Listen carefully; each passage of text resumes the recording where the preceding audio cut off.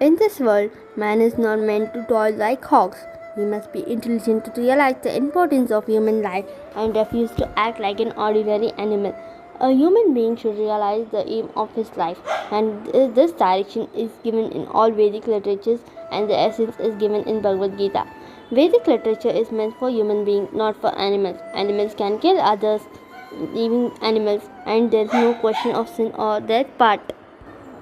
But if a man kills an animal for the satisfaction of his uncontrolled taste, he must be responsible for breaking the laws of nature.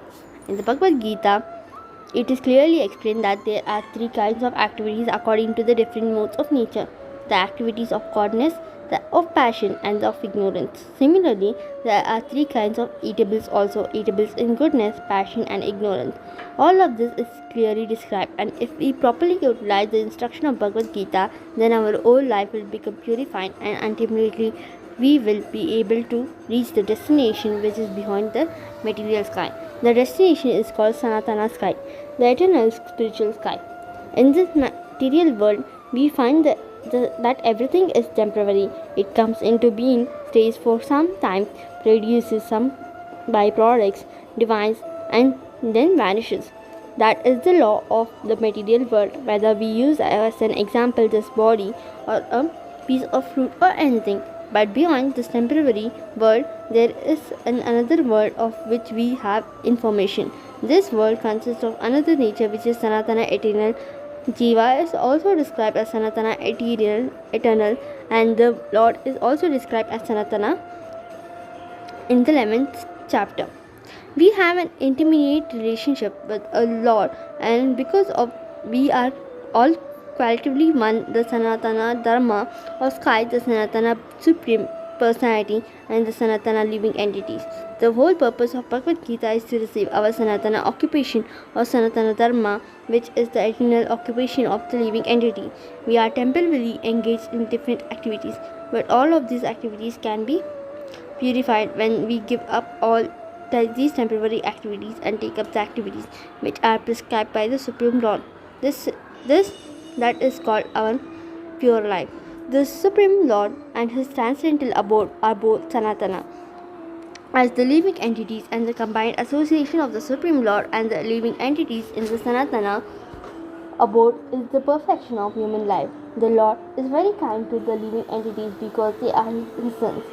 Lord Shri Krishna declares in Bhagavad Gita, Sarva Yonyeshu Aham Bija Pradha Pita. I am the father of all.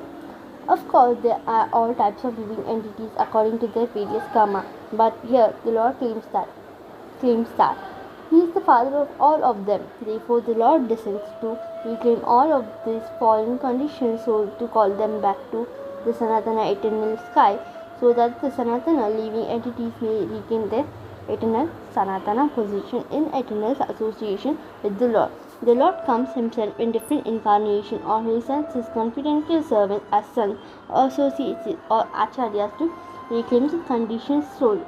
Therefore, Sanātana Dharma does not refer to any sectarian process of religion. It is an eternal function of the eternal living entities in relationship with the eternal Supreme Lord. Sanātana Dharma refers as states preciously to the eternal occupation of the living entity. Ramanujacharya has explained the word Sanātana as that which has neither beginning nor end. So when we speak of Sanātana Dharma, we must take it for granted on the authority of Sri Ramanujacharya, that is, has neither beginning nor end. The English word religion is a little different from Sanātana Dharma. Religion conveys the idea of faith, and faith may change. One may have faith in particular process and he may change at this faith and adopt another. But Sanātana Dharma refers to the activity which cannot be changed. For instance, liquidity cannot be taken from water, nor can heat be taken from fire. Similarly, the eternal function of the eternal life entity cannot be taken from the living entity.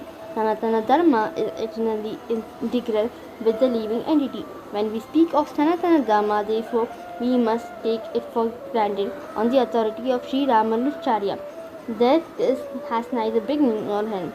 That which has neither end nor beginning must be not be sectarian, for it cannot be limited by any boundaries. Yet those belonging to some sectarian faith will wrongly consider that Sanātana Dharma is also sectarian. But if we go deeply into the matter and consider it in the light of modern science, it is possible for us to see the Sanātana Dharma is the business of all people of the world, nay, of all living entities of the survived universe.